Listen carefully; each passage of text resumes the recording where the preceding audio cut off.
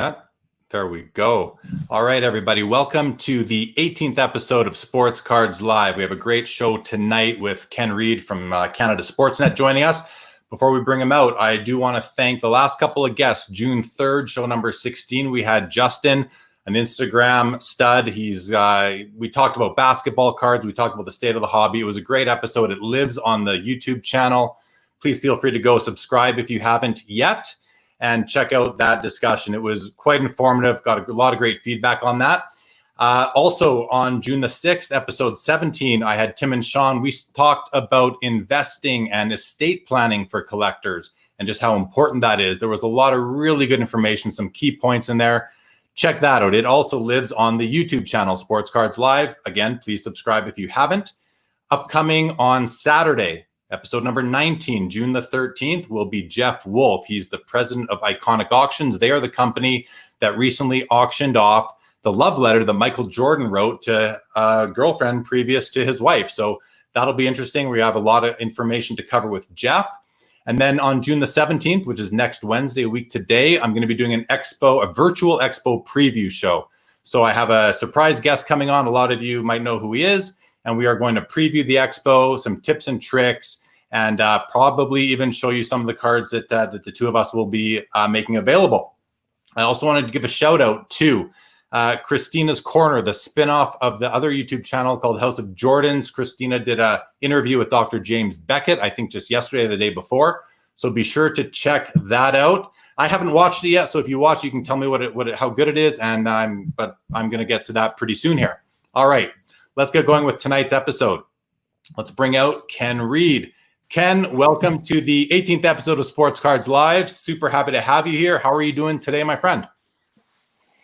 Awesome, Jeremy. Thanks for having me, buddy. Hopefully this will be fun, man. Yeah, it should be a good time. All right.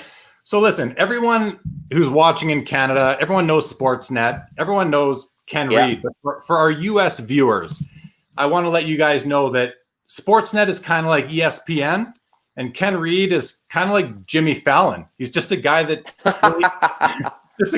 everybody kind of likes in our country up here. Oh, thanks, man. So this is Ken Reid, but this is a sports card show, and Ken is a sports card book author.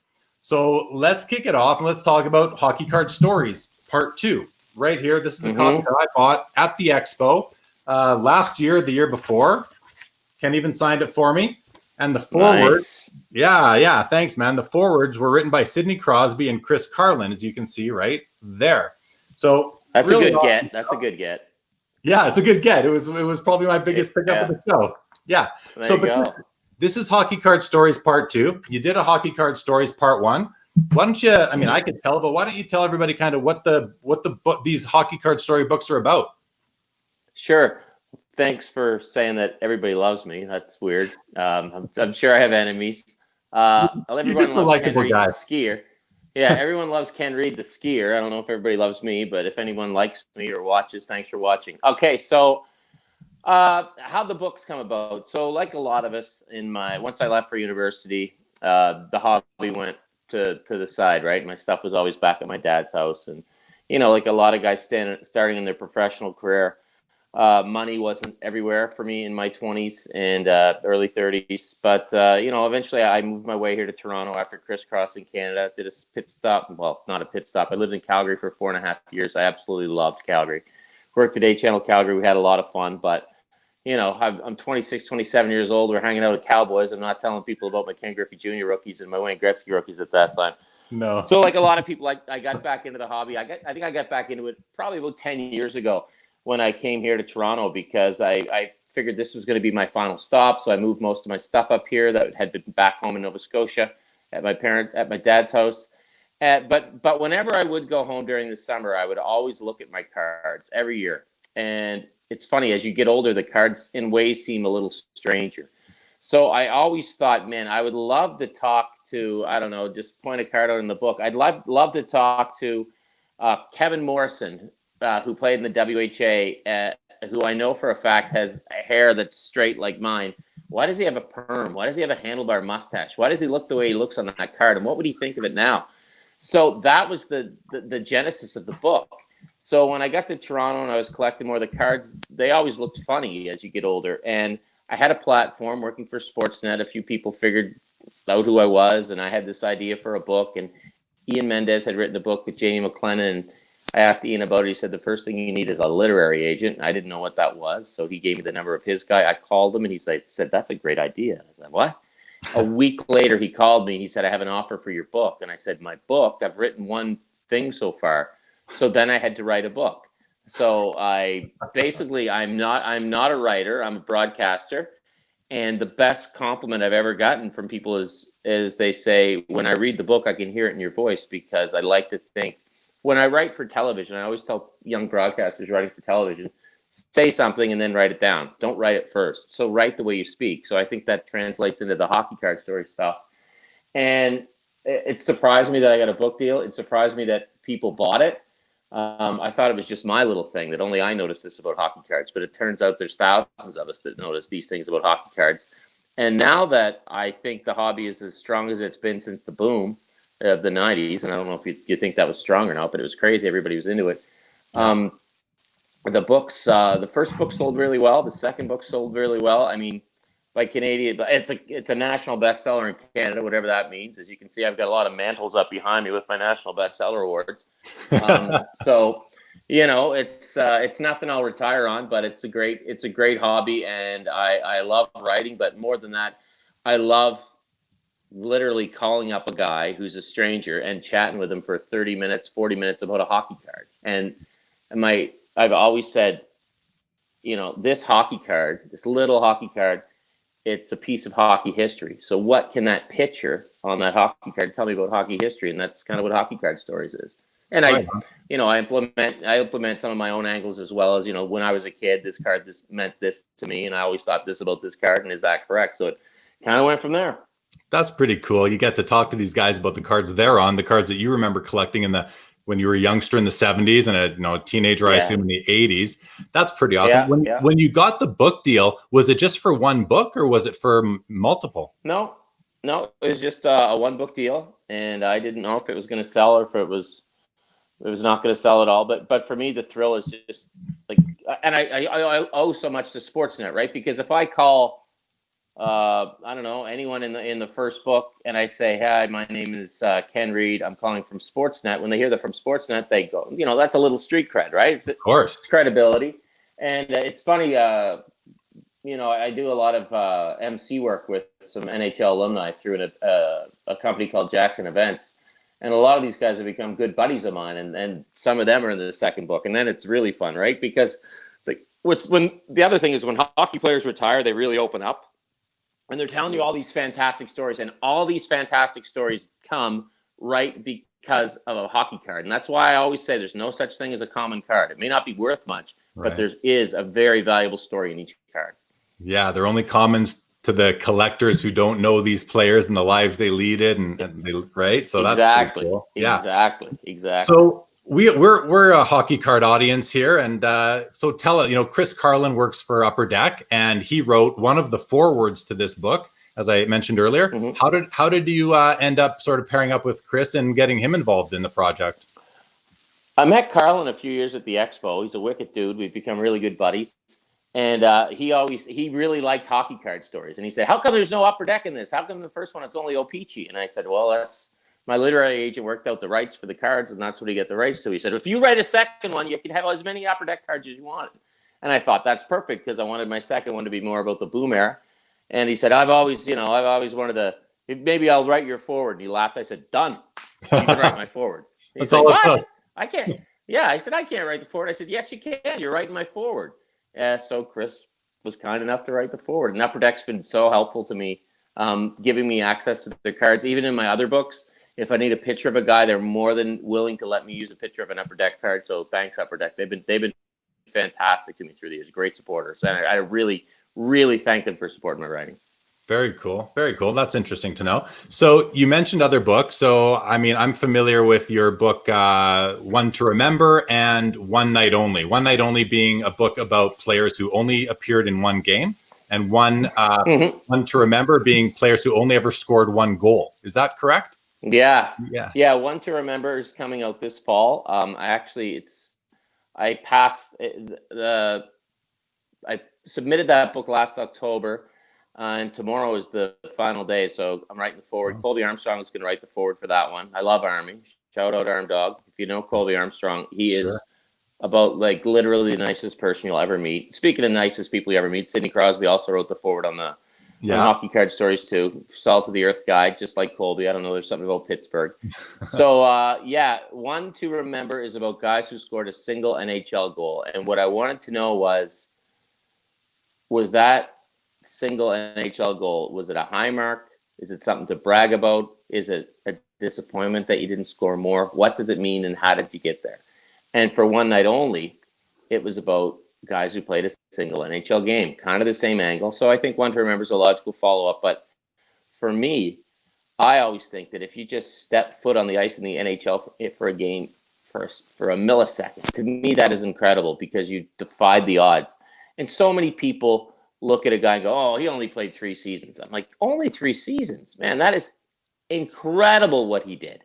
So I am very much, and I like to think through this my life, I do this, but I'm not always, a very glass half full guy. So to me, if you played in the NHL, that's absolutely incredible. So I wanted to give these guys the respect I think they deserve, instead of just being looked at, he only played 1 game. And whereas I look at it, he played 1 game. He scored a goal in the NHL, because I didn't. Man, I struggled to score in midget C. So if you could score in the NHL, that's pretty damn cool to me. So one to remember, and it's funny, I mean, the stories in the book, there's guys who are first-round picks. There's guys who never thought they'd play a second of pro in their lives. There's guys who went to major junior and couldn't turn both ways that made it. So the stories are literally all over the place. There's guys who became doctors. There's guys who became scientists. There's guys who became lawyers, investors. It's all over the place. It's pretty amazing where people end up. Yeah, that's really cool. So in Hockey Card Stories 2, the last sort of chapter is called Hall of Famers. And until you get there, all the other sort of stories along the way are a lot of obscure players, guys whose names I don't even recognize. And I've been collecting cards and watching hockey since WHA myself, growing up in Winnipeg, going to the games with my dad as a 5-6-year-old, all the way up until, when the Jets left there. But in the Hall of Fame section, the very last chapter, I'm sure you'll know, is the Wayne Gretzky rookie card that you talk about. Yeah. Obviously the highest profile card in the whole book. And I was reading the chapter, actually just kind of reminding myself of it earlier today. And you talk about how, you had all the Gretzky cards, but you couldn't find the Gretzky rookie. Between you and your brother, you guys couldn't find it, no matter who you talked to, where you looked. Yeah. You couldn't find a copy of that blue card. And nowadays, you go on eBay, and any time of day, you've got your choice of hundreds of them. Or you go into any card shop, there's hundreds of them. What are your kind of thoughts on that? Fast forwarding from, 1980, let's say, 30 years later, what are your thoughts on the proliferation and availability of these cards now, and the value of them even? Sure. So I grew up in rural Nova Scotia, and so by the time the boom hit, and I'm talking, 89, 90, 91, when you'd go to a card show, you wouldn't even see a Gretzky card, a rookie, because no one would bring them to sell, because everyone was holding on to them thinking, oh, this is a golden ticket. And in a lot of ways it was for some people. And if you did see it as a 14-year-old kid, I couldn't afford it. They wanted like $700-800 for it. And, I'd sell my cards. I'd sell my doubles for the day. I'd walk out with anywhere from $500 to $1,000 cash, which is good money for a kid. Yeah. But it was this it was like what Monty Python, the Quest for the Holy Grail, like that for my brother and I. So we did stumble upon one, not in the best condition, but it's our card. And it means a lot to us because it's a connection between my brother and I, my mom who found it, and our hero number 99. So nowadays, the treasure hunt, that Goonies aspect of the hobby is definitely gone for kids. Yeah. If you're a 12-year-old and you want let's say a Sidney Crosby rookie, you're going to find one. You just have to have the cash. Yeah. Whereas years ago, pre-internet, it was more of a Goonies search. So if you still want to do the search thing, you can. I mean, I searched for years for a rookie card of a guy named Flash Hollett, who was the first ever Nova Scotian-born player to the NHL. And the guys at the Sports Card Expo would laugh. I'd come up there like, still don't have the Hollett, Kenny. Still don't have the Hollett. So I eventually found one, of course, on eBay. But that was kind of a hunt, which I like, and I do like the hunt. But seeing what's happened with the value of the Gretzky, power, good for people. I mean, I sold one a few years ago, and now it's selling for way more. But good for those people if you can make a buck off it. If you want to keep it, good for you. I'm not against any side of the hobby. If you want to invest, invest. If you want to collect. I think most people are probably a mixture of both. Most people probably like to see themselves as sly investors when the time comes, but most people probably aren't. But when I see the value of cards, I'm not shocked by it. The ones I am shocked by are like the Mike Trout, a card from 10 years ago that goes for $950,000 US with the buyer's premium. That one shocks me. But when I see a Gretzky that's increased in value, it's kind of nice because when we were hoarding all our Eric Lindros rookies back in the day, now Eric became a fantastic Hall of Fame player, but everybody who got an Eric Lindros rookie put it in a plastic sleeve, and there was a billion of them produced. So when Wayne Gretzky, that's one of the cards we can look back at, and it didn't bust, right? Like so many of us hoarded the boom cards, and they all busted. But good for people if they make a few bucks off their Wayne Gretzky. I think it's fantastic. Yeah, it definitely stood the test of time. That's for sure.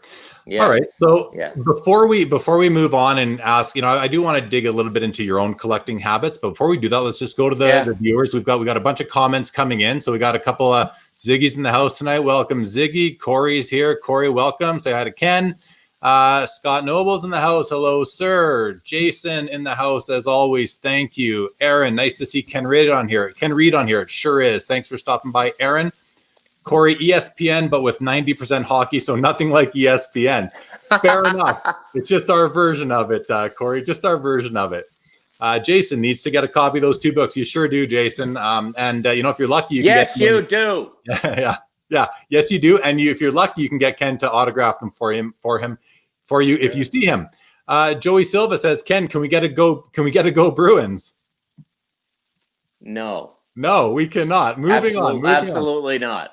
The hockey card storybooks are great reads for card fans and hockey fans. Have to agree that. Paul says, shout out to Cowboys. Oh, the bar. Cowboys bar here in Calgary. Oh, yeah. Jason, good times. Eli's in the house. Welcome, Eli. Hello, Scott. Hello, Jay-Z. Happy to have you guys all with us. Where did I lose my note? Here we go.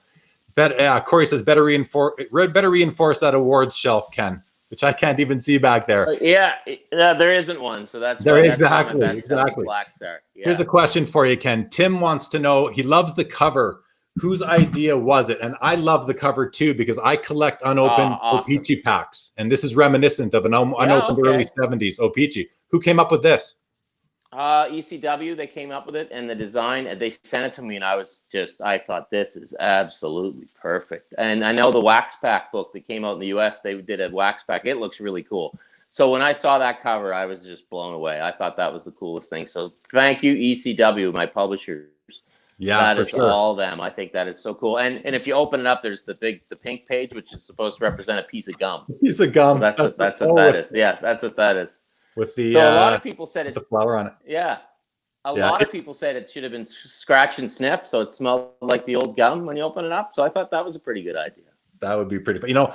As a guy, like I really love the history of the hobby. I don't only collect cards; I collect artifacts of the hobby too. And including unopened packs. And people always say to me, how do you not open those packs? Because I got to run all the way back to 1970. I say, I don't care what's inside. I just want the pack. I want to be able to look at it and it's very nostalgic. And it really is the root of the hobby for me was opening up wax packs. See, I like that. That means if you just want the pack, you don't really have to be disciplined. Whereas me, I'd be just so tempted to open the dang thing up, right? Oh man. I don't know if I could hold off. I'd probably get a few pops in me one night. I could open it up. So respect, man. Respect. Well, people always ask me, and I say to them, you know what? Maybe on my deathbed, if I have the opportunity and I know what's about to come, maybe I'll crack them then. Who knows? Could be fun. That'd be cool. I got the Gretzky pack. 75 pack. Which one? I cracked the 74-75 pack with my buddy Mike Chark from AA Sports Cards in Vancouver, and it was a pretty good pack. We got a Billy Smith in it second year. It wasn't the worst pack. That's out there on YouTube land somewhere, by the way. Not bad.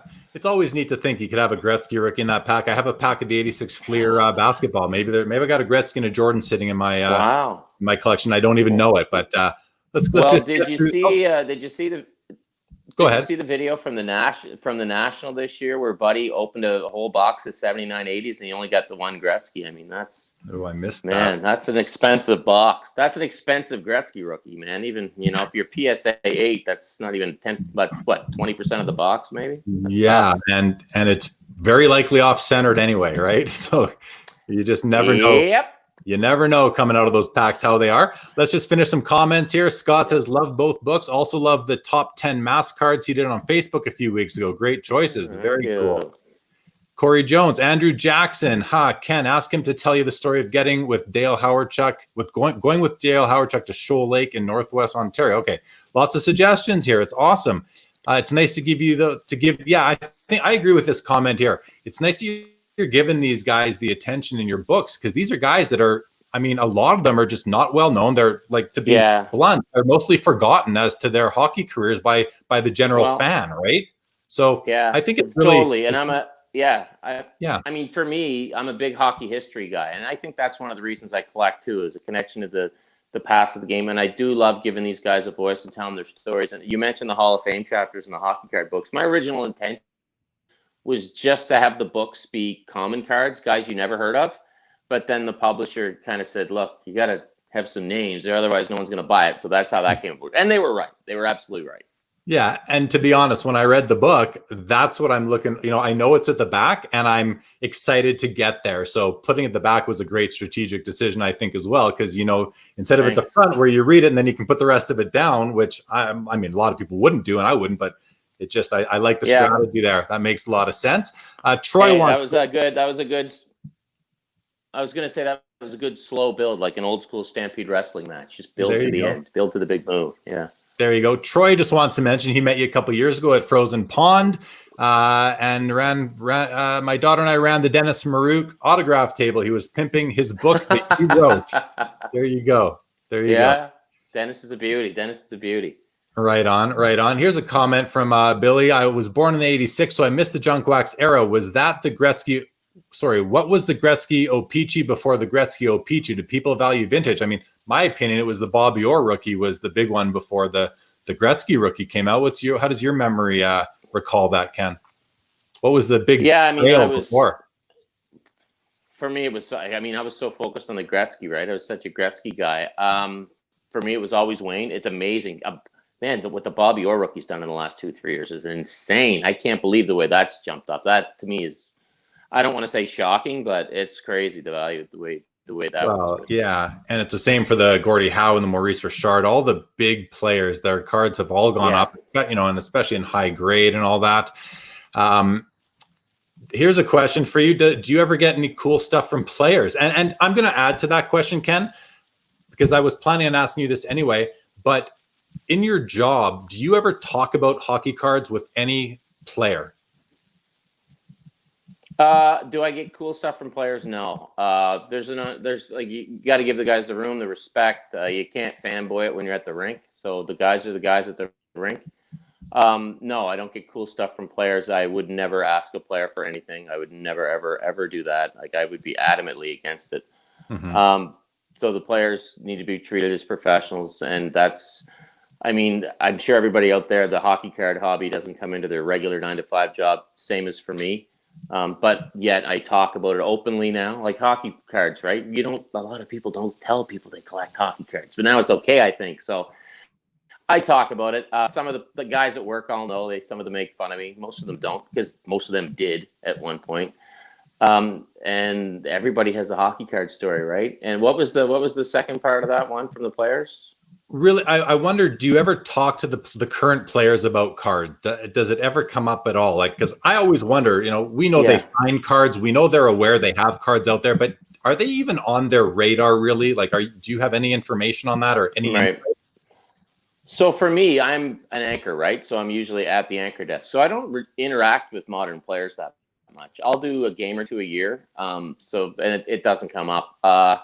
Some of the guys that know me through the books and some of the older players I know, they'll ask me, they'll say, what's this worth? I've got it from when I was a kid, and I'll let them know.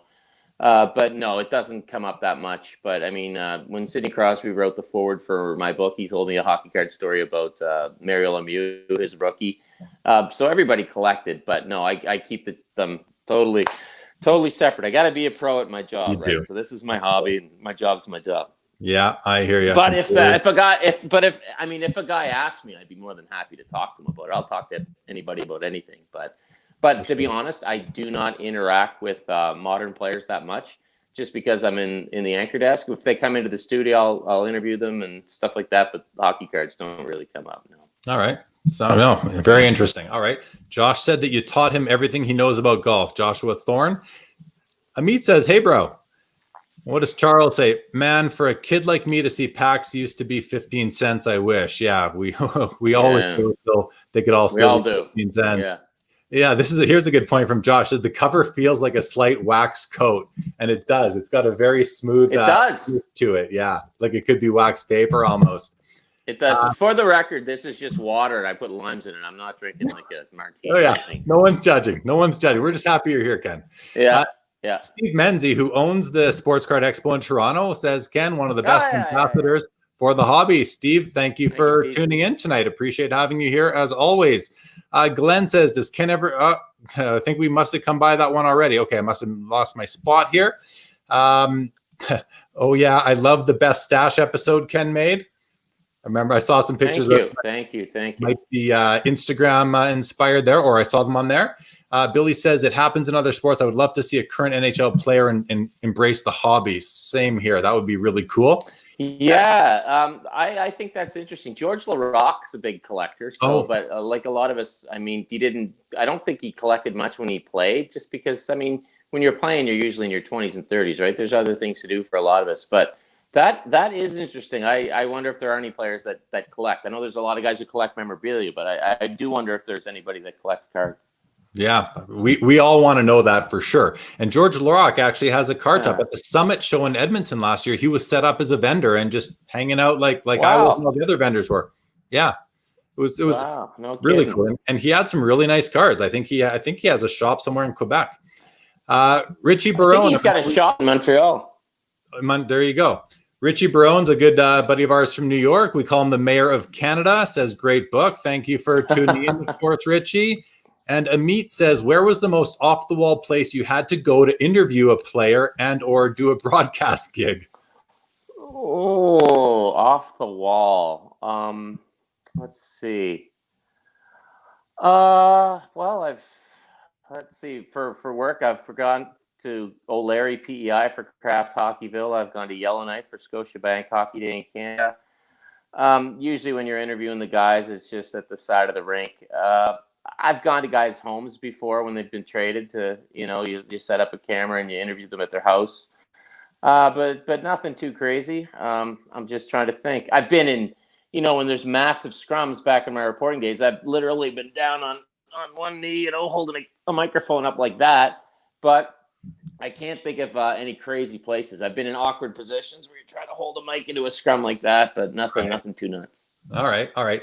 So we do have some more questions coming up that are kind of geared towards some of the stuff we're going to get to shortly. Al, I'm speaking to you and Charles at the moment. We'll get to those. In the meantime, so you write about cards, you work in sports, you've collected cards as a kid. My perception of you as a collector is that you collect 70s and 80s cards, just maybe because of your books. Why don't you tell everybody, myself included, what do you collect actually, if it's more than that? And then after that, I want to know what you think about the modern hobby and modern cards, like post 1990 stuff, and really up until today's cards and the values and everything. Sure. I collect basically anything that makes me chuckle. Like, I like looking at something and it takes me to a place. So for hockey cards, I mean, like I said, I'm a big hockey history guy, so I'll collect anything. I got a lot of 50s, a lot of 60s, a lot of 70s, a lot of 80s. I'm kind of not much into the post-boom era. I didn't really get into that because, like I said, I went away for a while. But, so that there's kind of a dead zone in there. As far as the modern stuff goes, I don't collect it, but I do enjoy it, if that makes sense. Like, it is sharp. So I got a couple boxes for my son, Jacoby. He's 7 during the COVID lockdown, and we had a blast open them. He actually hit a Jack Hughes autograph card, which we thought was hilarious. But so I can see why people get into the new stuff. It's like putting a line of Corvettes beside a bunch of old Pintos, right? But maybe there's something in my heart that makes me have a soft spot for that Pinto. So that's why I collect the old stuff. Another thing I really enjoyed, in the last few years is I think there's a resurgence in 80s stuff, which sounds weird, and 70s stuff, because it was the stuff that I really wanted when I was a kid, but I couldn't afford it. But now I can go plop down $20 for something that as a kid I couldn't get really access to. But I enjoy collecting rookie cards of guys who were born from Nova Scotia. So I was telling you about the Flash Hollett rookie card. I eventually found that. I think it's a 1935-36 O-Pee-Chee. But I will collect anything that kind of takes me down memory lane or takes me to a special place in the game. And I'm so excited that I go into my kid's room and he's got some modern cards in there, because these are his current heroes, and I collect my heroes from the past. And when I say my heroes, that goes all the way back to the 40s, 50s, 60s, guys who are before my time. And maybe I'll read a book and I'll take a liking to a guy. I read a book a few years ago called Breakaway about Russian and Russian, and what's the word I'm looking for, players who came over to the NHL. And one of the players they profiled was Vaclav Nedemansky, and he was one of the first people from the communist world in the 70s to make his way. So I went out and hunted for Vaclav Nedemansky rookies. So basically anything that takes me to the past and gives me a little piece of hockey history. But man, when I look at some of the modern stuff, I see that shows, I'm blown away. The boxes I got for my son, I was blown away. That man, the Upper Deck makes absolute Cadillacs. It's awesome to see. So I'm very happy to see people into the modern stuff. I absolutely love that. And I'm always happy to see people into the vintage stuff as well. I mean, people always ask me, what should I collect? That's a common question I get. And I always say, collect what you want. If you want to spend $500 on it, if you want to spend $500 on a box of the Cup, do it. If you want to go through a quarter bin all day, do it. Collect what you want. So speaking of quarter bins, because, I know you from your books. I've also seen you walking the aisles at the Expo in Toronto several times. You got your cap on, you're you're just doing your thing. You're not there as Ken Reid Sportsnet. You're not there as Ken Reid the author. Even you're there as Ken Reid the collector. I've even seen you at the National in Chicago.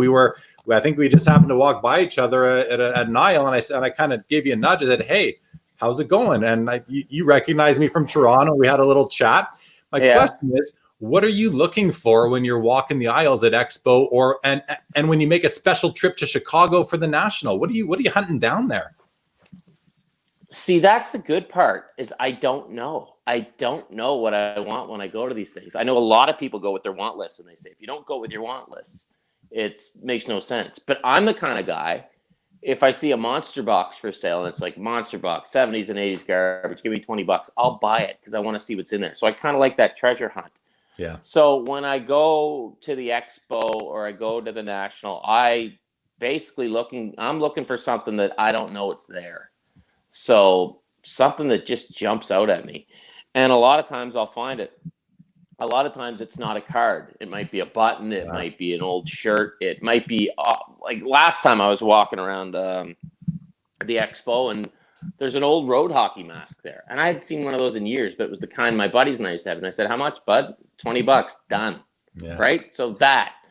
And then maybe I'll see some like a real sharp Dale Hawerchuk rookie. And I'll think, geez, I don't have a really good Dale rookie. Yeah. Then I want that. But I like being surprised. I guess if I were a fisherman, I wouldn't go specifically to a trout hole. I'd go out to the ocean where you cast your line and you don't know what you're going to get. So I'm looking for a surprise. That's what I'm looking for. Right on. And that's I was gonna actually say to you, like it's similar to me, because I go looking for cards, but I'll buy other things too. And especially at the National, you just don't know what you're going to find. At the Expo, you're going to find some cool old hockey pieces and the odd old baseball, football, basketball, golf, whatever. But that's what's fun about these shows. I agree. You go there with an open mind and something catches your eye, whether it's a card or something different, and you buy it. And now you build the collection that is not just cards. If you're, a real fun way to do it. So, okay. Yeah. The hobby has obviously evolved, both the cards and the community, the hobby community, the way that we engage with each other, the way we communicate, the relationships that we build. So you're on Instagram. I follow you on Instagram. I had your Instagram handle and Twitter earlier, and I'll put it back up shortly for everybody to go follow you on there if they're not already. What's something cool, and this brings us back to Al's question from about 8 minutes ago or so, and I'll bring it up right now, actually. So how is the search going for identifying the player person on the 76 O-Pee-Chee Brian Maxwell cards? And before you answer, let's just give anyone who's not aware of this some context. And why don't you explain it? What are you, it's really neat what you're doing. I've watched your Instagram videos. Yeah. It's kind of cool what you're doing. Tell us about what you're doing, why you're doing it, and how fun it is, and what you hope to gain. Right. So this card was in my first book, Hockey Card Stories, and I called Brian up, and he said, "That's not me on the card." I said, "Really?" And he said, "I had 3 cards, and I was only on one of them."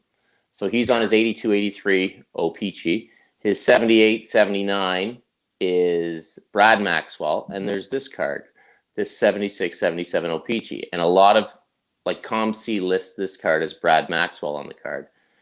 So when we wrote the book 6-7 years ago, Brad Maxwell did not know who was on this card. So I just kind of let it rest. And Nitsy's Hockey Den did a column on it, said, "Hey, I saw this in Kenny's book. I'm trying to track down who it is," and he couldn't do it. So I started an Instagram channel during all this COVID stuff. And I think, well, I've got nothing to do. My wife's driving me up the wall, right? Do something, because there's no Sportsnet Central now. Right. I'm on hiatus. So I said, man, I should try to figure out who's on this Brian Maxwell card.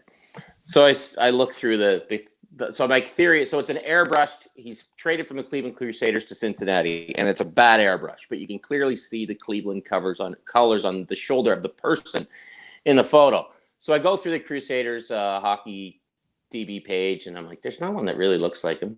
So I kind of put the question out there on Instagram, and the theories start rolling in.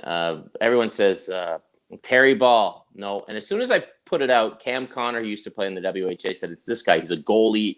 He played so many games in the WHA. So I tracked the guy down. He's living in Phoenix. I called him. I sent him the email, the card. No, Kenny, not me. And by the way, the best thing about writing Hockey Card Stories was getting to talk to the players. And it's the same with this little search. It's getting to talk to these guys who are just great guys. Yeah. So it's not this guy. It's not this guy. And everyone's saying, that's Ron Plum. That's Ron Plum. And I'm like, well, I know Ronnie. I don't know. John Garrett immediately chimes in. He said, I played with Ron Plum. That's not Ron Plum. I eventually get a hold of Ronnie. He's like, no, it's not me. My wife and I looked at it. We don't have a clue who it is. Another guy would say this player. And I'd contact that player. He'd said, it's not me, but it's weird, but I don't have a clue who that is. I'd contact another player, and he'd say, you know what? A few of the boys who played on the Crusaders, we've been emailing because we saw you do this. And he says, none of us know who that is. So I reach a dead end. So then I'm looking at all these Cleveland players. I reach out to a buddy of mine whose father was the Cleveland Crusaders coach a few years before the picture was taken. His picture's not in any of the previous teams. I contact the team's former general manager, who still lives in the Cleveland area, who was only 32 when he was the GM, so he's like 75 now. He says, I have no idea who that is. And I'm thinking, okay, if the general manager doesn't know, this is not a player. So my theory is it's either a photographer or someone who sat on a stool for the photographer to test his lighting, to take a picture to test his lighting or something. Right. So I've managed. So I go through a buddy of mine, and he tracks down the emails of the 2 official photographers from the Cleveland Crusaders, who, near as we can tell, and we're talking, this picture was taken in 74, 75, somewhere in there, who, near as we can tell, are still with us.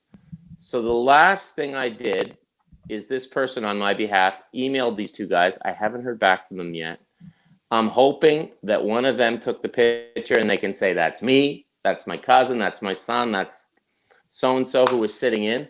But it's not a trainer, it's not a GM, it's not a coach, and I'm positive it's not a player. But if anybody out there knows who this is, because it's somebody's brother, dad, son, something, let me know. And Jeremy, I said I should get the card before we went on and show it, but you had You had a better idea, Jeremy, how we can show the card off. I'm about to tee that up right now for you, Ken. So instead of Ken showing us this card right now, everybody, you can go follow him on Instagram. I have it on the ticker down there right now. He shows the card there. Go watch his videos. They're actually pretty entertaining. Check it out. Give him a follow.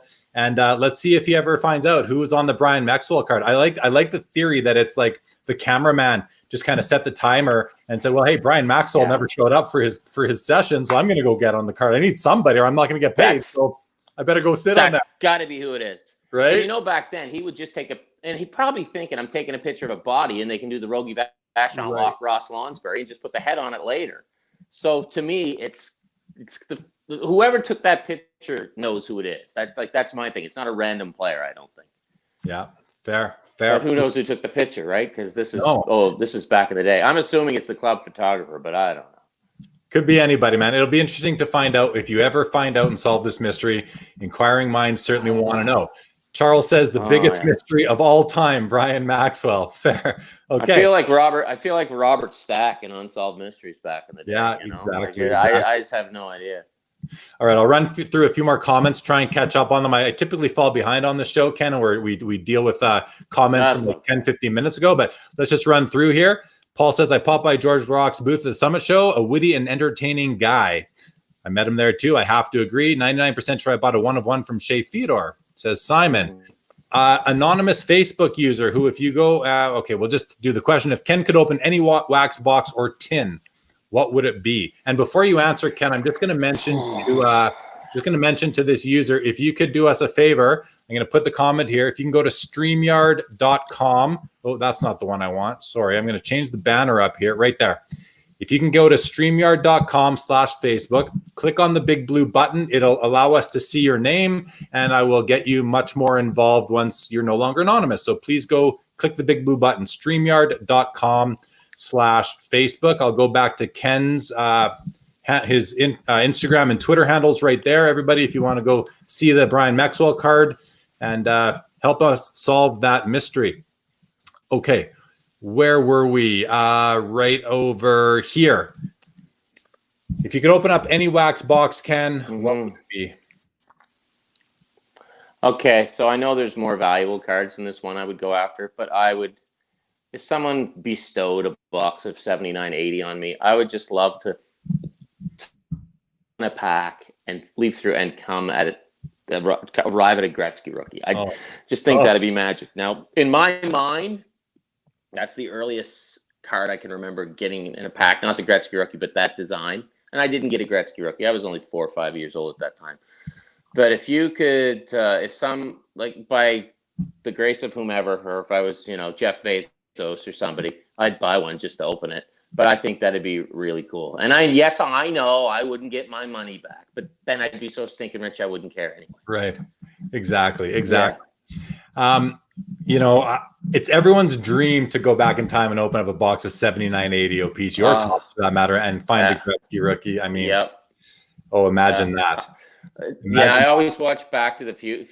Whenever I watch Back to the Future, I always think Marty should go buy a bunch of cards and take them back in the DeLorean, but he never did. No, he's too focused on the almanac in the movie.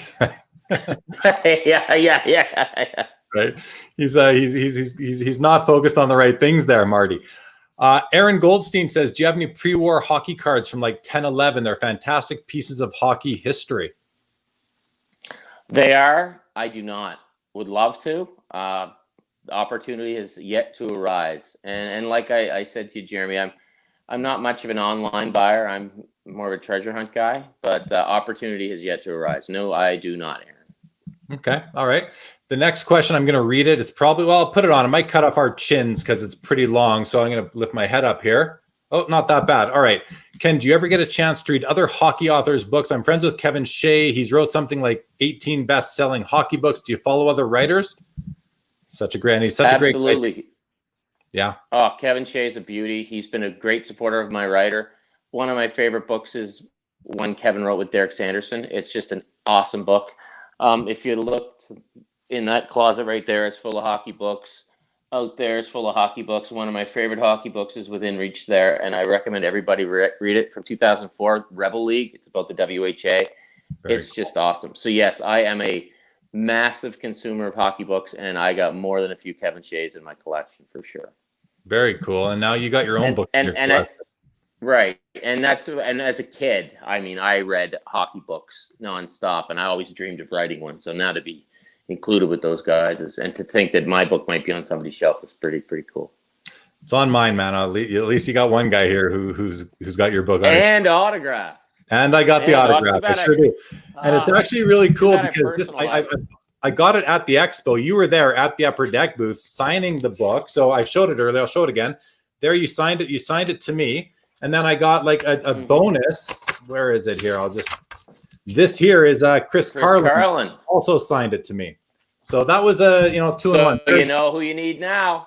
You know who you need now. You have 2 of the 3. You need Sidney Crosby, man. Crosby. He also wrote the forward there. Yeah. We'll work on that. We'll work on that, Ken. Maybe he'll come. I like Sid's. Maybe. I love Sid's story in there about the Mario Lemieux rookie. That was pretty cool. And I asked him, I don't know if it was in there. I said, "Did you ever tell Mario that story?" No, but he lived with the guy whose rookie card he wanted. So that's pretty cool. Talk about dreams achieved, right? All right. Amit says, I'm a new fan. I had to chase down a Joe Lundgren autograph. Totally random, but made my day. Beauty. Troy says, Washington Capitals. Yeah, Joe Lundgren, great player. I believe Grand Falls, Windsor, Newfoundland. He lives in, or no, I'm confusing him. He lives in Halifax now. I'm confusing him with Tony White, but Joe Lundgren, yes, solid player, mid-70s. Awesome. Troy says, thanks for coming on tonight, and big thanks for Jeremy for doing this. You're welcome, Troy. Amit, I can relate to the Pinto conversation. Awesome. Billy says, since you prefer older cards, how do you feel about legendary pieces of game used being cut up for cards, i.e. George Vezina's pads? That's a great question, Billy. I know the guy that decided to do the Vezina's pads move and to cut them up. And Ken, he was my guest on a show about 3 weeks ago on here. So he sat right where you are. Whitmell? Who works for Dr. Brian Price, right? Right. Kenny Whitmell. Yeah. Great dude. Again, it's a kind of a double-edged sword. I mean, the market decides. If people didn't buy used equipment cards, somebody wouldn't be tempted to cut up those pads. So, I mean, in an ideal world, would I love to see those pads remain intact? Sure. But if everyone can get a piece of them, that's a good thing too. So I'm not going to. And if people really want those cards, good for them. They can have a piece of hockey history themselves. That's right. Instead of having to travel to Toronto and going to the Hall of Fame to see something, we can actually have them in our own home. It's a small piece of what was once a larger piece of memorabilia, but it gives a lot of collectors the opportunity to own a piece of history that is actually was actually in the game, not just a picture on a 2.5 by 3.5 inch piece of cardboard. So it's you can see the positive in both. I mean, if they didn't cut up his pads, I wouldn't be disappointed either. Fair. Good answer. I love it. Josh Thorne says, it's always a highlight when Ken pops by my expo booth. Always a great chat about what's hot this year. Hey, Josh. Josh has an awesome collection. Good golfer, too. Yeah, apparently. Golf for them at the Greg's on Golf. Yeah, Josh leaves it all out on the line. He leaves it all out of the course. Yeah. Amit goes on to say, this is fun. I love hobby nerding out and now hobby CSI, the unsolved mystery. Yeah, this is as nerdy as you can get. We've taken it to a new level. That's great. It is. And I love how you're broadcasting it all over on Instagram, just like we're doing right now here on YouTube and Facebook. Chris West says, is there anything or any player that surprises you with their lack of value? Interesting question. Anything you can think of? Well, in baseball, I think Jackie Robinson is massively undervalued, but that's baseball. Hockey, I mean, the thing for me with hockey is, in a lot of ways, it's a Gretzky or Howe hobby. You know what I mean? Like, those are the 3 big guys of the hobby, I think, for vintage. Now, Maurice Richard's obviously worth a ton. But I think there are, a lot of underpriced players out there. But then again, the market determines the price, supply and demand. But so if everybody wants a Bobby Orr rookie, it's going to go up. Same with Wayne. But there are a lot of great players whose cards aren't going to set you back a ton. I mean, and if you didn't play for the Leafs too, right? So there's a ton of guys who are, I think, undervalued. Like Bernie Perrant, shouldn't his rookie card be worth just an absolute boatload of money. But so that's one of the great things about the hobby, though, is, I mean, if you're not after Gretzky or Lemieux, Howe, you have access to a lot of great cards. I mean, there's a few I'd like to get my hands on that I think aren't as worth as much as they should be. But and with modern stuff too, I think we all go for Crosby, McDavid. There's a lot of great players out there as well. I mean, for me, I love Bobby Hull has some sort of appeal to me. I'd love a Bobby Hull rookie. There's so many guys out there. I mean, Jacques Plante is another good one. I mean, like a Ken Hodge rookie, Johnny Busick rookie, right? Johnny Busick scored a lot of goals. I have 250, 152 Parkhurst Milt Schmidts. They're not in the best shape, but they're very affordable. Red Kelly, I mean, 4 Stanley Cups as a defenseman, 4 Stanley Cups as a center. That's a guy whose card should be just crazy valuable when you think of it. But I get it. It is supply and demand. Totally get it. For sure. Okay. Let's go here. Names come in. Hi, Jeremy and Ken. Sorry, late to the show. Glad to have you. You can always go back and watch the beginning later. Steve had to leave, lost his power at his house. No problem, Steve. We'll see you at the virtual Thunder and Lightning here in Toronto earlier tonight. So Steve's kind of my end of the city. So hopefully I remain on here. I'm glad you're staying safe, all safe and indoors right now, Ken. And hydrated. Check out the virtual Sports Card Expo, everybody. June 19th and 20th. Sportcardexpo.com is the site. I'm going to be doing a pre-expo show with my special guest, who I might announce during this show here tonight. I can tell you he's in the audience. And anyway, we're going to be doing an expo pre-show, tips and tricks, how to approach it, what we think it'll be like, and maybe a little preview of what we will be offering. Richie and Amit always arguing, but always in good jest. All right, fellas. Amit says, Mark Savard, great player, lots of points, no hobby love. There's tons of players like that. Right. I mean, absolutely.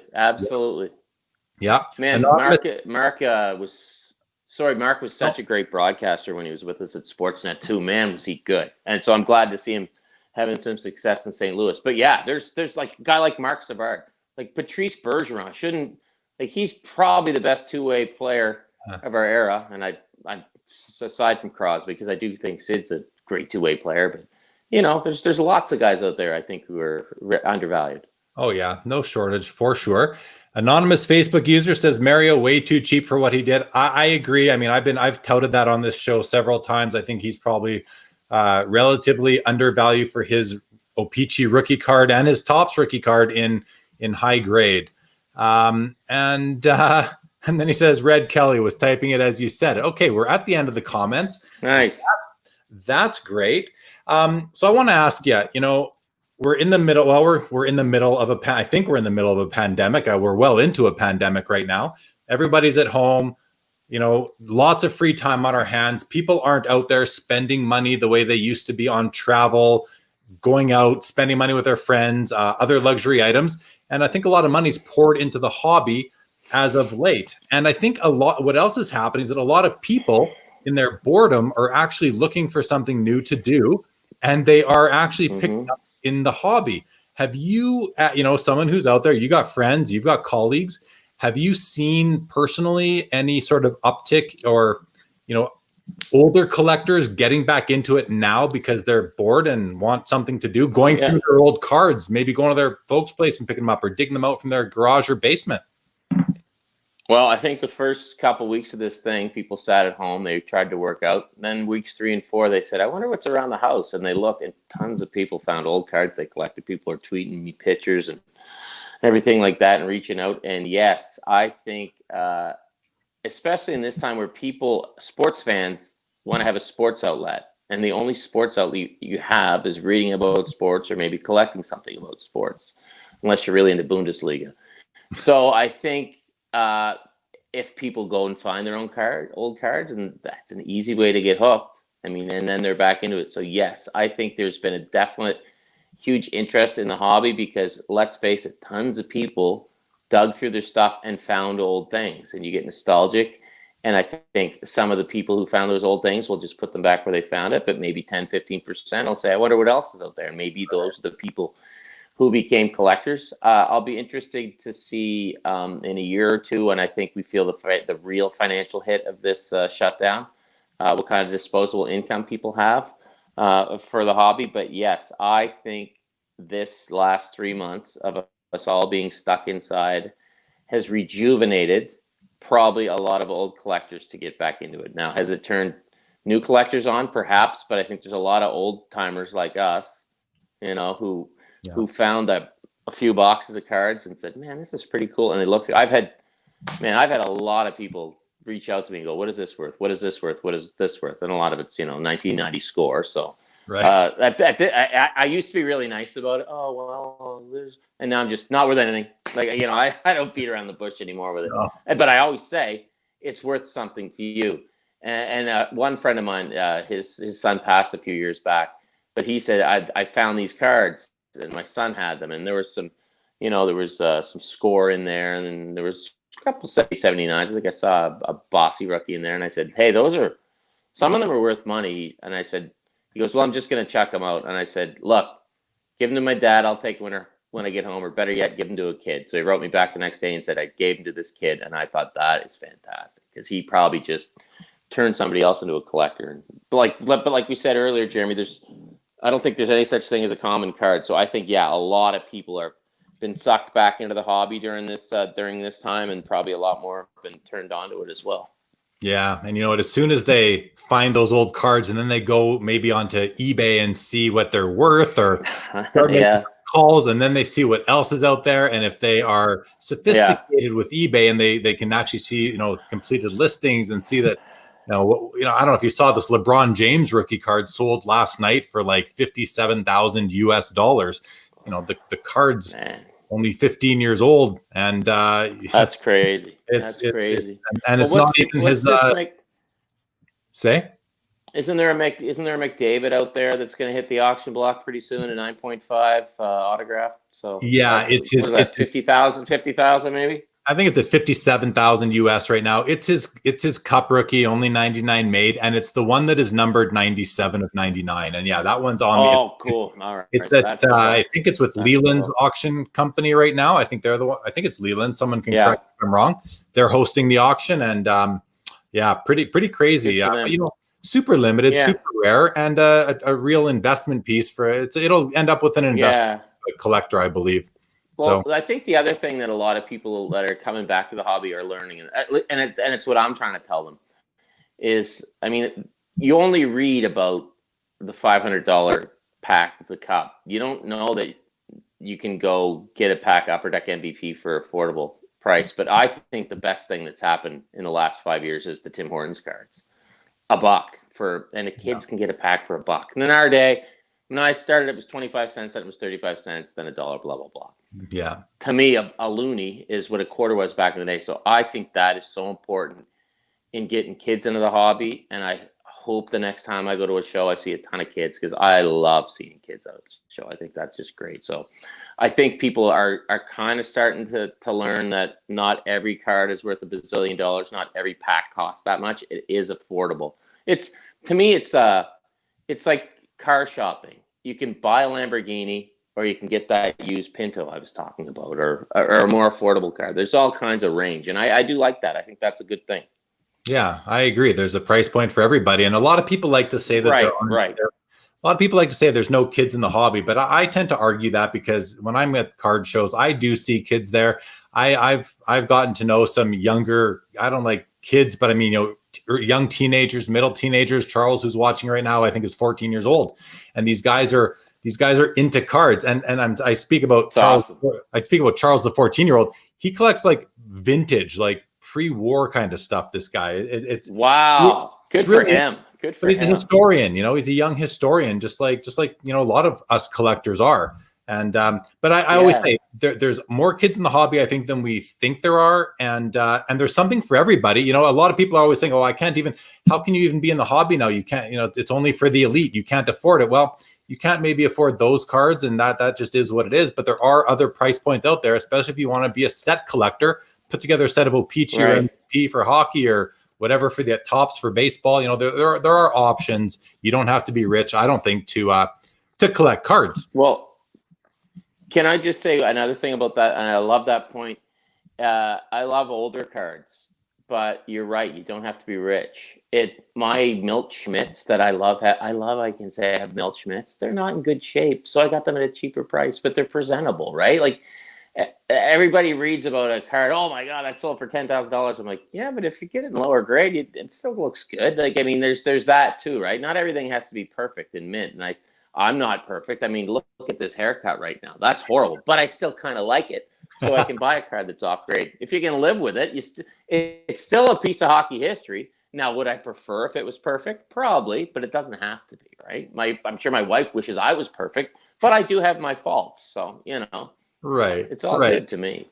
No, and that's a great point there, that, it doesn't have to be perfect. And something I've kind of embraced in the hobby more recently for myself is that sometimes it's really just about owning the card. It's not about having it in a PSA 10 gem mint condition.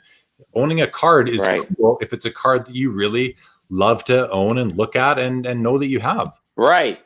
So stand by. I'll like this. I'm in the spare room, right? So my wife and kids are away for a week, so it's become kind of the card room. Just hold on a sec. Okay. We'll just wait. Let's wait. You're right.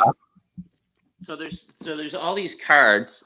Like, I love this card of a guy named Lowell McDonald. He's from where I'm from. He was the first guy to make the NHL where I was from. And I thought, and I put it in a semi-rigid. I'm in love with semi-rigids, by the way. Way better than top loaders, I think. And I think that just looks so cool. And it might be worth $1. But then, and here we go. So I'm looking through this box of cards the other day. And I think, man, I tried to track this guy down for one of my books, but I thought, I'm going to put this in a semi-rigid just because I like the way it looks in there. A guy named Yeri Gillis. Now, this card isn't worth 10 cents probably. But I said, look at that duster on him. He's got, where is it? He's got the roly fingers thing going, where he's got the curls at the end. I wanted it from a hockey card book. I couldn't track him down.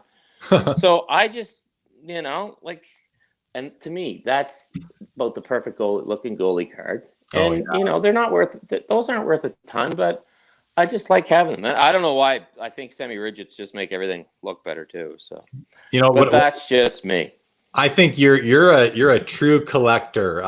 We talked earlier that you've got the continuum between investors and collectors, and everyone's somewhere in the middle. And I often do this with my hands up in the air on the show, and I say collectors, investors, everyone's somewhere in the middle, but no one's really over here, or no one's really on the extreme end. But I think you're maybe on the extreme end of collector because I don't think for any other reason.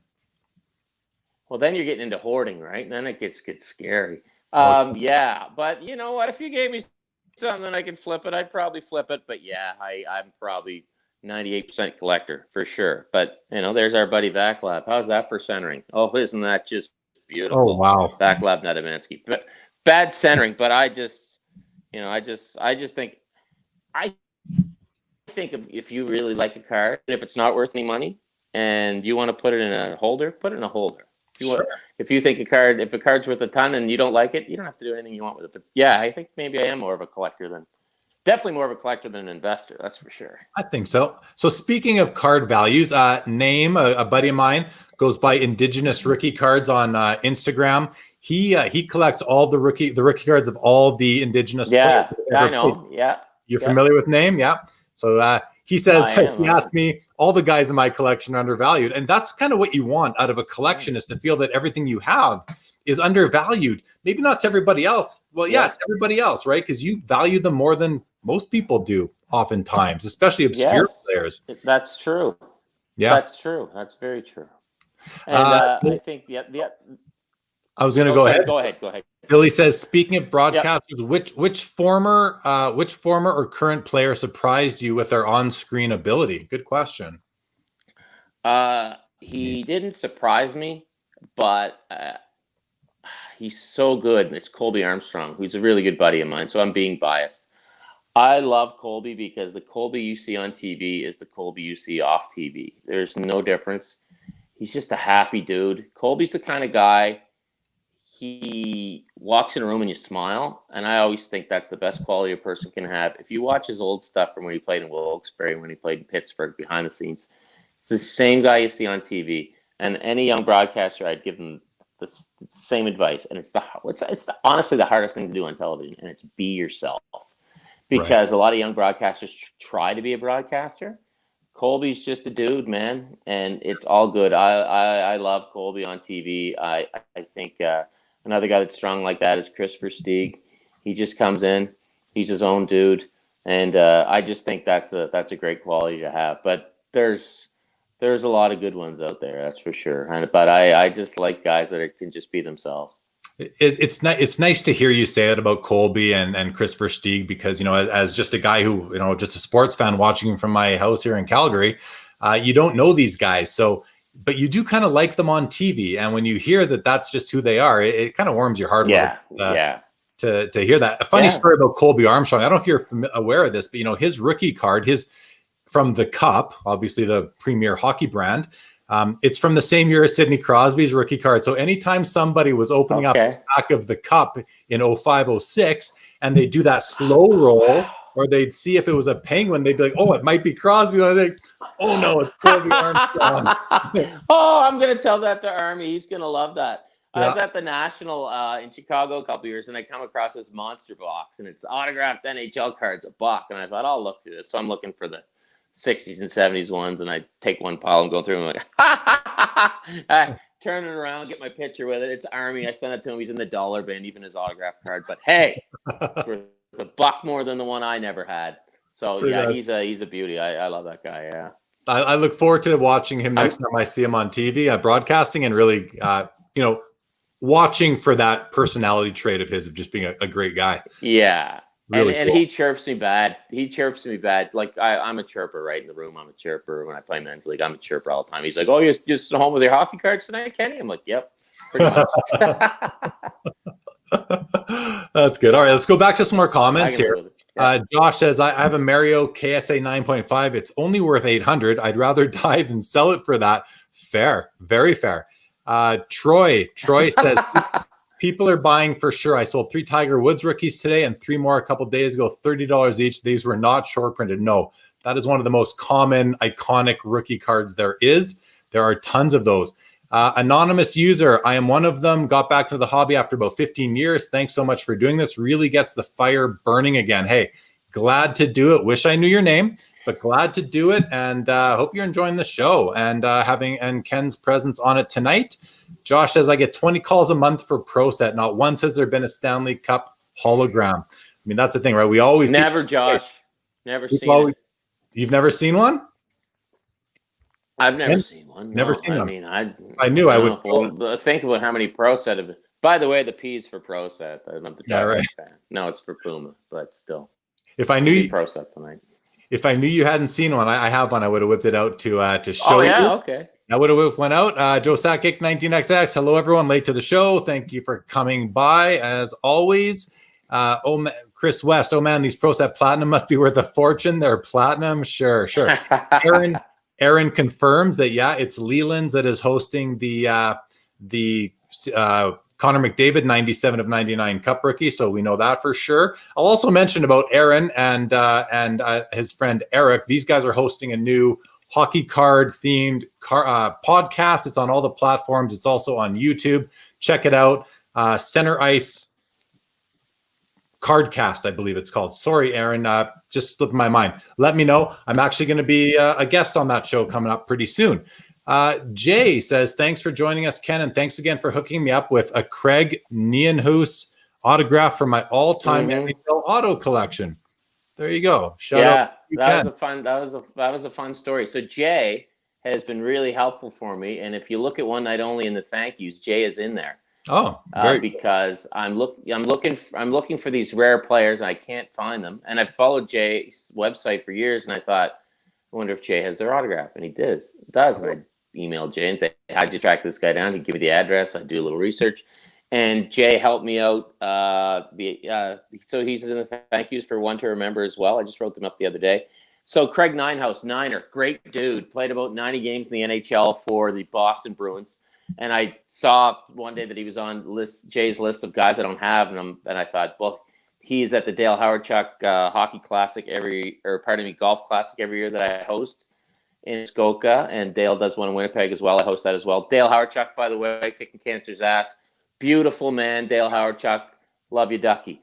So Niners awesome. He's a great guitar player, so he's entertaining all the boys. He's funny as hell.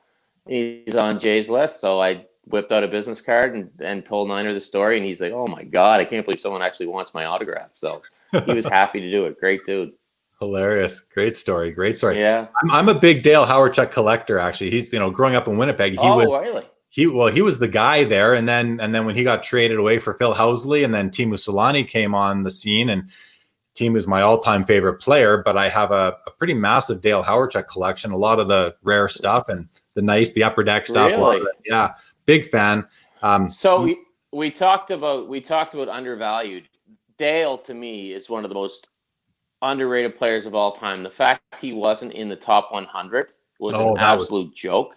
And I've always called Dale Dr. Hook, because in the 87 Canada Cup, Gretzky to Lemieux, he scores, Larry Murphy's the decoy. If you watch back in center ice, the 3-on-2 happened because Dale just digs into a guy. So to this day, and I've become friends with Dale through these Jackson events, I call him Dr. Hook, and he actually signed an 87 Canada Cup puck for me, because I do collect old pucks. Dale Hawerchuk, Dr. Hook. So that's Dale awesome. He's such a kind guy, and he's it's great to see him doing well. I'm very happy to see him back out and doing his thing. And I hope that I think his golf tournament this year, we had to postpone until September, but we always have a good time up in Muskoka for that one. That's awesome. Yeah, he's definitely a good guy. I only met him once. I was a young kid, and my father was selling cars in Winnipeg for a dealership that sold to a lot of players. And I got to go on the delivery. I was probably 12 years old. Went to deliver the car to Dale Hawerchuk at his house, and he signed some postcards for me. And I got to do that with Paul McLean also. He also sold the car to Paul McLean, who played on Dale's wing for many years. I got to go on that delivery too. So some cool memories for myself there. Cool stuff. Paul grew up just down the road from me in Antigonish, Nova Scotia. Another quality dude, Paul McLean. Funny as hell. Good guy. Great stash too, right? Beauty. Absolute beauty, yeah. Chris West says that's a PSA 3 haircut you got there, Ken. Might be a 10 if you have a trim. Talk about tripping. I think that is just PSA authentic. That's low. That's not even low. A 3. Maybe a trim though. I like that. That's a good one. Trim. Yeah. Corey Jones, who's actually it's funny because I know Corey, who's on the screen right now, is another very, at one time at least, a big Dale Hawerchuk collector. There were 3 of us for a long time. The third gentleman was named Robert Monpetit, and he just passed away this year, actually. He became ill and sold off his collection in the last few months. But so we were the 3 big Hawerchuk collectors for a long time. And Corey says, I have a 1910-11 Marty Walsh and marvel that it's 110 years old. It's not in the best shape, but it's 110 years old. I mean, I remember when the 1910 C56s turned 100 years old, and now they're like, it's just crazy how old some of these cards are. It's nuts. It's pretty awesome. Aaron says you can feel Ken's passion for cards through his voice. Love it. Thanks, Ken. For sure. There you go. What does Al say? Al says, for hockey history, have you thought about buying items like official home TV programs? Example, Super Series 72. I found mine at a local show. It's great, full of great pictures and info. Do you ever pick up any old programs or media guides? Yeah. I think I got a couple right up in there. I got a Michigan Stags one from the WHA that, again, you don't set out to buy a Michigan Stags program, but I saw it on my little treasure hunt. And there's all kinds. Like this. I see this for, $3 and I'm picking it up. That kind of stuff. Right. So, yeah, I love stuff like that. And, if I pick up programs or I love Nova Scotia Voyageurs. I got a few of their programs. It's an American Hockey League team from when I grew up. Things like that. Just like I said, anything that brings you back in the past. So definitely it's not just cards. I got, I'm just looking up in there. I got, that gigantic Wayne Gretzky bed sheet that everybody used to have. It's folded up in there. So yeah, it doesn't have to be a card. So anything that catches my eye. Yeah. You're a real nostalgic guy. I can definitely feel that from you. Yeah. Name says, if you follow what you love in this hobby, it'll be so enjoyable. I clearly don't do this for money, and it's been so awesome for me. I'm loving this so much. Yeah, Name's he's in the middle of building a website. What I love about what Name is doing is that he's really paying, tribute to these players who are underappreciated, likely went through went through some you talk about what's going on in the world right now with George Floyd and all that, and I don't want to get into politics or all that, but I know, it's what these players went through, and the fact that they have someone from their I don't know what the word is, ancestry, or someone from their bloodlines who is now bringing attention to it, building a website. Names had his collection featured on TV, whether it was CBC or what, I don't remember, but it's just awesome that, we can approach this hobby and we can really, we can almost like write history in a way and create awareness for people. Yep. I don't mean create history, but I mean almost, just document it and bring it into the current conscious and let people know that, hey, these guys existed, these guys exist, they were players, and you might not have known where they came from. And he's bringing attention to it. And I think with what's going on in the world right now, it's really kind of a great time. It's almost good timing to do that. Yeah. I love what he's doing. We met when I started my Instagram channel, and like Fred Sasakamoose was at Scotiabank Hockey Day in Canada when we did it in Swift Current a couple years ago. Awesome dude. His whole family took me up into their box. We watched the period. Well, I shouldn't say took me up. We went in and dropped in for a quick visit, watched the period or so. But it was so cool to see him get that respect. He has that great old card. And just so many guys. John Shabbat. And I love that this is another example of collect what you want, right? Do it because you want to do it. But this is my humble brag. Fred Sasakamoose says, "Oh yeah, people send me that card all the time to get signed." I said, "Do you have your own copy?" He said, "No, I don't." So I got home and I took my Fred Sasakamoose and sent her off because probably means more to him than it would to me. So I thought, how cool is that to do what he did? So he should at least have a card to remember it by. 100%. And it's nice of you to do that. And it's cool for him to know that a guy he sees on TV gave him his hockey card, 50, right. 60 years later. Right. And hopefully, and to me, again, that comes back to what is something worth? Well, it's worth what you're willing to pay for it, and it's worth what it means to you. So there's lots of ways to look at value, I think. And I was probably bragging there, but anyway, that's big brag, big flex there, Ken. Yeah, that's right. Huge flex. Amit says, a girl I worked with, her dad was Ron Stackhouse, and I was so excited to meet him. I'm sure my coworker thought I was nuts. The memories. Meeting players is something we all kind of enjoy. It's just one of those things, Charles says, Ronnie Stack. Oops. Go ahead. Sorry, I was going to say Ron Stackhouse, 81-82 Peachy. One of the first times I remember seeing a visor on an NHL player. So, okay. Random. Good. Charles, you're welcome for the shout out. He says it's a shame 80s rookies were more produced than previous years because that talent level through the roof for the 80s. Yeah, there were some amazing players there. Jay wants to know, do you collect other sports besides hockey? Yes, collect baseball as well. I've kind of swung back probably to more hockey lately. But yeah, I got a large baseball card collection as well. I'm a huge baseball fan. Expos freak. Love my Gary Carter. Again, you asked me what I go to a show looking for. When I was at the National in Cleveland, I saw an authenticated Gary Carter signed rookie card.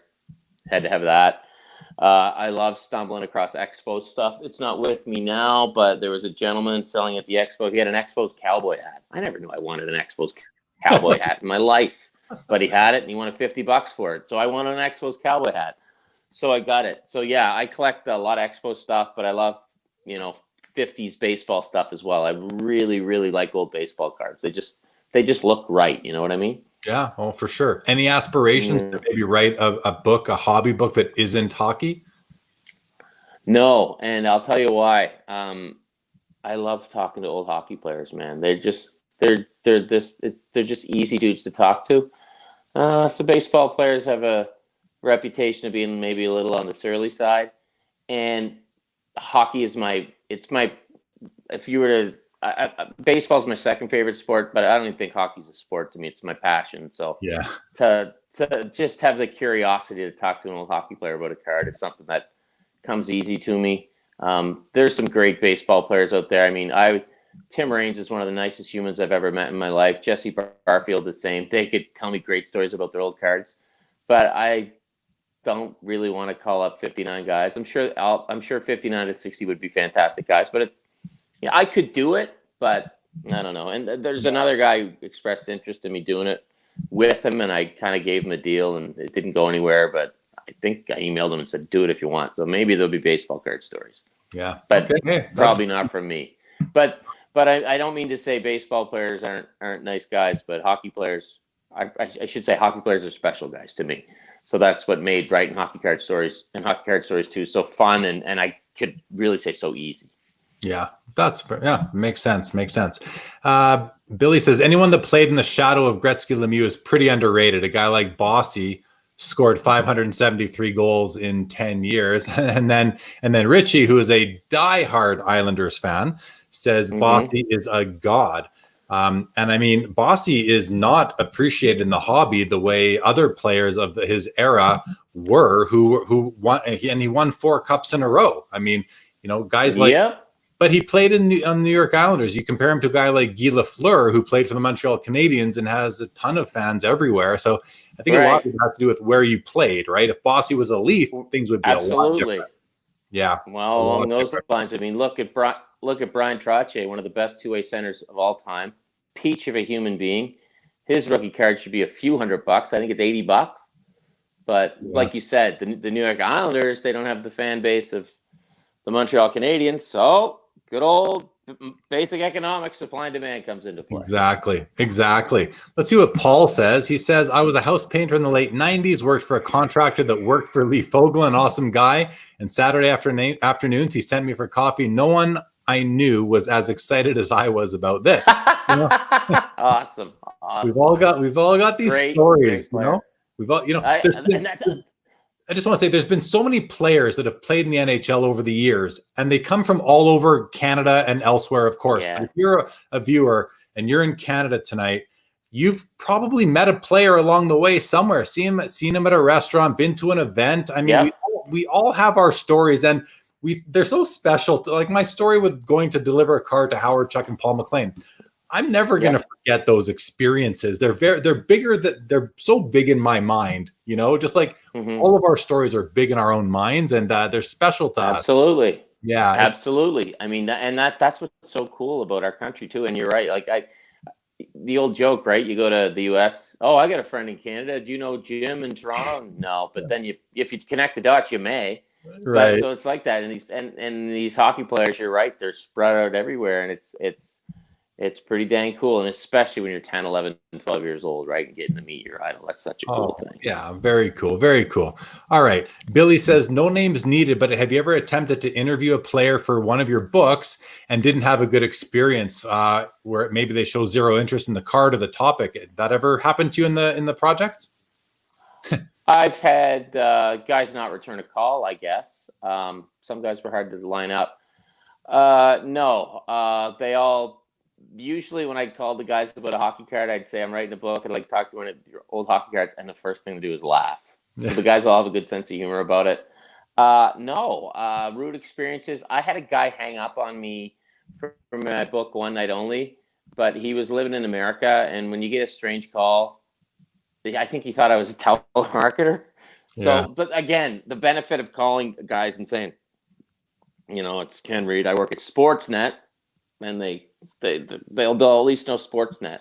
So no, the guys, and like I said earlier, that's one of the reasons I enjoyed writing the books, was just the connection, even if for 20 minutes. Yeah, and I talking guess about a card. If you were to attempt a baseball themed baseball card stories book, they may not know Sportsnet as well, so you may not have that credibility going into the calls exactly. too. But I remember calling Mike Krushelnyski up. I didn't know him at the time, and we talked for an hour, and he was just as thrilled by it as I was. He said, "Can you believe we just had an hour conversation based on one hockey card?" And I thought, that's kind of what You just nailed it, man. That's kind of what this is all about. So yeah, I so appreciate the guys giving me their time. So no one's ever been rude to me or anything like that. No, the guys have all been very nice. That's good to hear.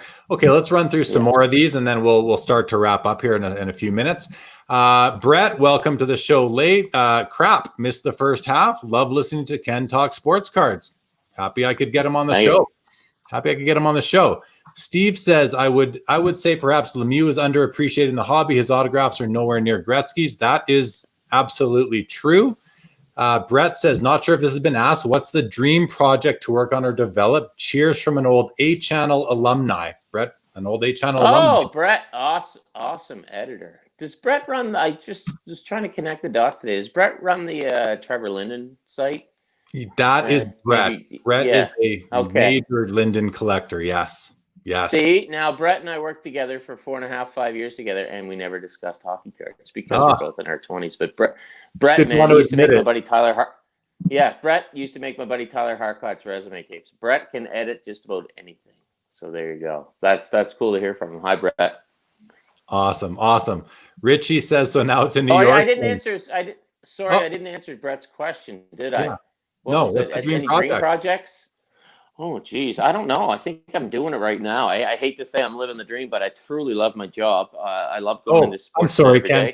I thought you meant appearing on Sports Cards Live was your dream project when you said I'm doing it right now. Well, that's what I said. I'm doing it right now. There you go. But, Brett worked with me back when I was at A-Channel Calgary, and I was loving life then. A young guy covering the Flames, going out and about on the town at night. It was a lot of fun. But no, I'm so fortunate to get what I do for a living. I know I'm easily replaceable, so I'll do it as long as I can. I love going on the air and talking about. There's nothing better than coming on after a big playoff game, be it Blue Jays or hockey, and just everyone's so psyched to learn about what happened. And I'm luckily the guy that can hopefully relay them that information. And then when I throw in a little bit of the writing with it, it's pretty cool. That must have been fun with the Raptors last year too. Hey, I mean, never mind baseball and hockey. Like, the whole country went crazy. Yep, absolutely crazy. And people are just so invested in it, and it's cool to be on TV for that. It's pretty cool. For sure. I will say, when I watch you on TV, and it and ever since I realized you're a card guy and I've seen you at shows, now I pay more attention. I'll admit it. And you are very easy. Well, you're very easy to listen to. You've got a good kind of tempo about the way you speak, and you're so relaxed up there. You have a good thing going with your partner Ivanka. I mean, it's really Ivanka's awesome. Yeah, it's an easy watch. All right, Scotty says feelings on Patrick Waugh. Love Sportsnet, by the way. Any comments on Patrick Waugh? I'm not sure what the context is here, but yeah. Well, thanks for watching Sportsnet. That's awesome.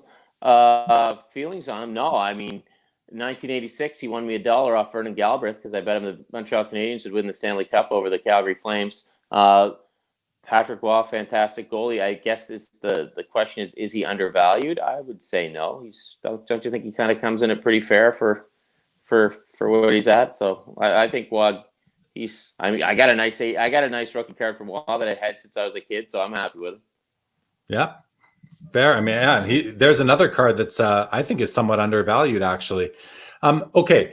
You could argue that, yeah. Yeah. There's a question that I got before the show. Actually, my buddy Amit asked, and I think it's kind of interesting. So you're a writer, and the only place in the only place as far as cards themselves go, the art of card backs, the writing on card backs seems to have gone away. A lot of times all you see on a card back now is congratulations, you have received an autograph of so-and-so player. Yeah. And I love the congratulations. They're congratulating you because you just spent a lot of money on it, but you're still congratulating you for getting the autograph. Yes. As far as card backs go, I think that's one part of the card that is often underutilized and could be.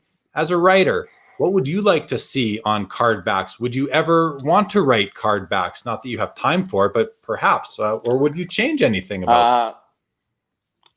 First off, I love the pictures on the back of the cards, right? Because it's 2 for the price of 1. Often you get a nice headshot on the back of a card. So let's look at old Lowell McDonald 73-74 here. This is a top. So there is a ton of information on the back of that, right?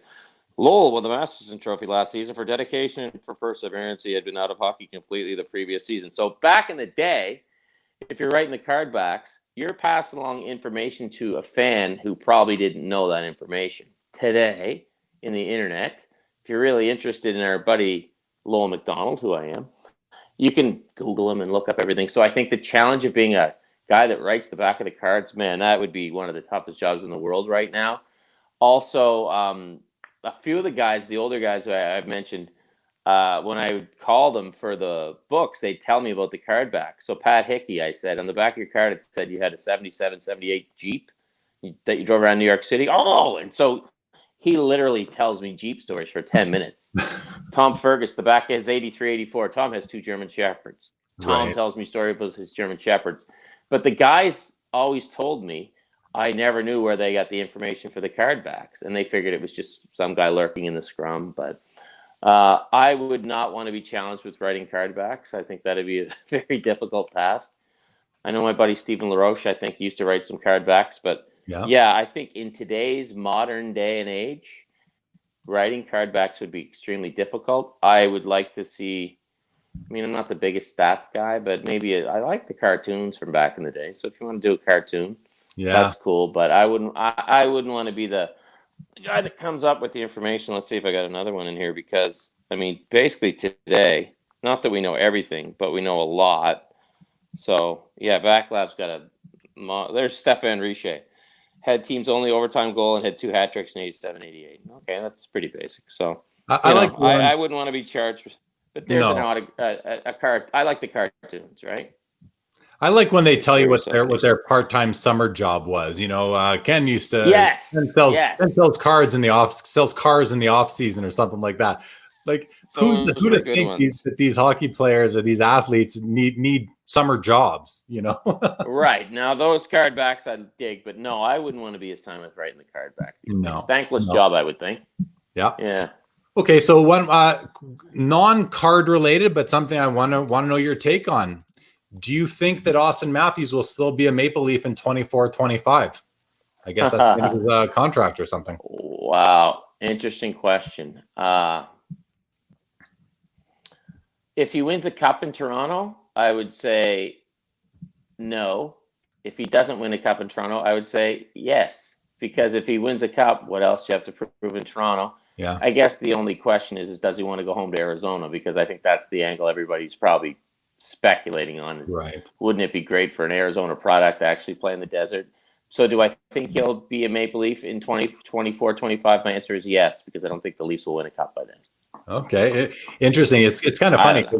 You know, the Leafs gained a great player because of someone wanting to go to his hometown in John Tavares, and now they could lose another great player for the same reason. And mind you, when we say that, we're just speculating because we don't know what Austin has to say. But I'm telling you, man, he loves playing here. From what I can gather, he really loves playing in Toronto. I interviewed him once, I should say, and he seems to dig it. So I think, but that's what makes sports so great, right? Is we get to ask these questions and speculate, and no one holds us accountable for the answers most of the time.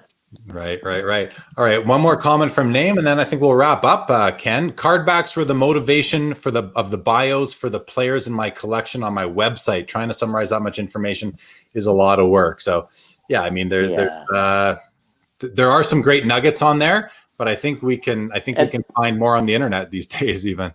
Yeah, we can. Yeah. And the other thing about the poor guys writing the card backs back in the day, they had to. I mean, they had to comb through tons of stuff and do tons of poking around to get that information. Whereas today, if you want to know, game-winning goals and whatnot, you quick little Google and you're done. Card back writer might be the most thankless job in journalism history. There you go. Yeah, we've settled it. There you go. Richie Barone says the Leafs will not win a cup with Tavares. He was very upset when Tavares left New York and went to the Leafs. Okay, so hey, I've had a great time chatting with you, Ken. This has been a lot of fun. You bring a great perspective and a great energy to the show. So thank you so much for joining me. Any final comments? Anything else? I'll keep my eyes on the comments. All the viewers, if there's anything else that pops up in the last couple seconds here, as everybody who watches the show knows, I never end it when I say I'm going to. It keeps on going. So I'll let you say. No one does. the beauty of the internet, man. You can go for as long as you want. No, Jeremy, this has been awesome, man. I love talking cards, honesty. So this has been awesome. We've been talking for an hour and a half plus, which I think is fantastic. Easy conversation. But no, I've thoroughly enjoyed this, and I will come back on anytime, especially during, like, obviously when I'm working and the show comes back on 10 Eastern, it's going to be a tough time. Yeah. Because, that's what I'm on. But this has been awesome, buddy. And it's cool. Like, my old buddy Brett reached out. I haven't talked to Brett in ages. So this is kind of cool. Never knew he was a collector because, you don't tell a lot of people about it. But now we can speak openly about it. So I think this has been a blast, buddy. I'll come back on anytime. I appreciate that. That's a huge compliment. I truly appreciate that. It makes me feel really good about what I'm doing here. Cool, man. So yeah, and you better go subscribe to the YouTube channel, Sports Cards Live, if you haven't yet, Ken. Please subscribe. Do you have to have a YouTube account to subscribe to stuff? A Gmail, any Yahoo. But you're any Yahoo. I'm a Yahoo guy. Not Yahoo. Sorry, Google. Really? Yeah. But it's okay. It's okay. But you can tell all the viewers to subscribe. You can tell everyone else to subscribe if they haven't yet for me. Hey, everybody, if you haven't subscribed yet, get with it. Come on. Get with it. What are you waiting for? You're locked in your house all the time. You've got nothing to do. Subscribe. There, I'm looking at the camera now. Subscribe. There you go. Listen to this guy, everybody. Listen to this guy. Yeah, and what I like about this is we're talking about something we enjoy. We're being nice to each other, and for anybody out there, I know that it's easy to buy cards off eBay and stuff now, and that's great. But if there's a show in your area or your shop in your area, go, because you can't beat. Like, to me, this is what the hobby's about as well, right? Oh yeah, talking about it and having fun. 100%. Sharing our interest. So this is cool. This is cool, man. I like it. 100%. Well, before I let you go, we'll run through the final comments coming in. The Howard Stern trick: get the guard down at the end of the interview. Oh, well, I'll take it. This was awesome. Thanks, Jeremy and Ken. Thank you, Name, for tuning in. As always, Scotty, this has been awesome. Thank you for tuning in. Thank you, everybody, for tuning in. As always, I super appreciate it, and it keeps me going for more and more episodes as time goes by. Super show, very entertaining. Thanks, guys. Thank you, Al. Troy, thank you for watching. It was a blast having you all watching. Ken crushed it tonight. I got to agree, Ken. Great job. Thank you so much. Amit says, by the way, Ken, my brother is Neil Echeria, so give him hell when work is back on. Awesome. I figured Neil was your brother. I talked to Neil on the phone today. There you go. Very cool. I'll give him hell. I always give him hell. I'll give him hell for sure. And anyone who is watching who didn't tune in late, Amit is my special guest next Wednesday when we are going to together do a pre-virtual expo show, tips and tricks on the virtual expo, what we're expecting from it, and kind of just how to navigate it, because we've seen sort of the environment already, and we're both going to be set up as vendors. We're hoping that Ken's going to come by and attend it and make his way through the show as well. So everyone check that out. Bill, thank you for watching. Brett, 100% Ken, local shops, local shows for sure. Richie, always happy to have you, my man. Neil is a legend. Awesome. I'll tell him. I first met Neil at the NHL Network. He is a legend. Neil and I worked at the NHL Network together back in the day. Well, that's awesome. That's awesome. All right, everybody, thanks again for watching. Show coming up again on Saturday, then Wednesday again. The various guests are right there on the ticker. We'll see you all again next time. Ken, thank you again. Don't go anywhere, though. I'll be right with you in the back room. Good night, everybody. Thank you, as always, for tuning in.